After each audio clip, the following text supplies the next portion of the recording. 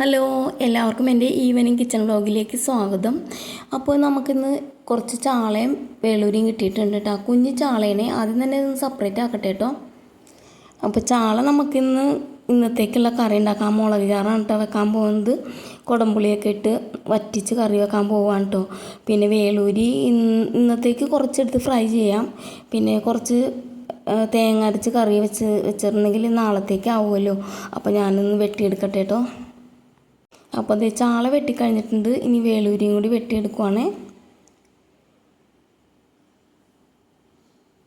അപ്പോൾ അതേന്ന് പുറത്തേക്ക് കൊണ്ടുപോയില്ല കേട്ടോ. നല്ല കൊതുകുണ്ട് പുറത്ത്. അപ്പോൾ ഞാൻ അതേ വെട്ടിക്കഴിഞ്ഞു.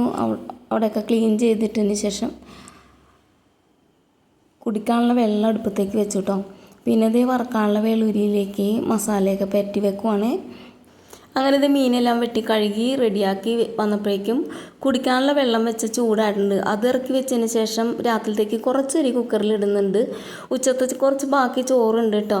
അപ്പോൾ അതൊന്ന് തിളപ്പിച്ച് ഊറ്റുകയും കൂടി ചെയ്താൽ മതി. അങ്ങനെ ഇതേ ചോറ് വെന്തിട്ടുണ്ട്.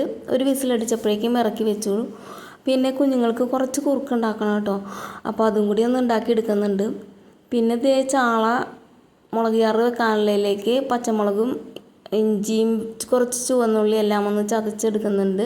ചതച്ചെടുത്ത ഇഞ്ചിയും പച്ചമുളകും ചുവന്നുള്ളി എല്ലാം നേരെ ചാളയിലേക്ക് ഇട്ട് കൊടുത്തതിന് ശേഷം കുറച്ച് മഞ്ഞൾപ്പൊടിയും പാകത്തിനുള്ള ഉപ്പും എരിവിന് ആവശ്യത്തിന് മുളക് പൊടിയും പാകത്തിനുള്ള വെള്ളവും ചേർത്ത് നേരെ അടുപ്പത്തേക്ക് കയറ്റിയിട്ടോ.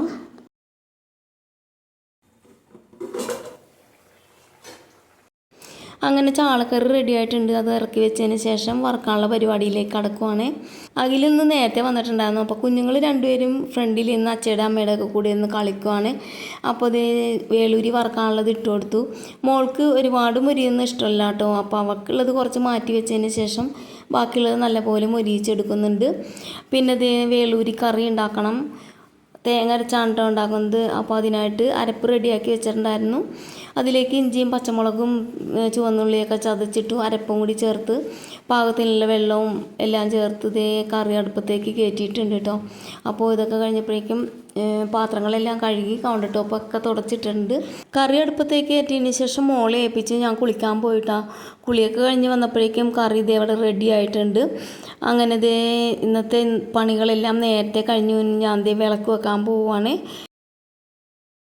അപ്പോൾ ഇന്നത്തെ എൻ്റെ സന്ധ്യ കിച്ചൺ വ്ലോഗുകൾ അവസാനിക്കും കേട്ടോ. എല്ലാ പണികളും തീർന്നു. ഇനി ചോറൊന്ന് ഉറങ്ങാൻ മാത്രം മതി കേട്ടോ. അപ്പോൾ എല്ലാവർക്കും ബൈ, ഗുഡ് നൈറ്റ്.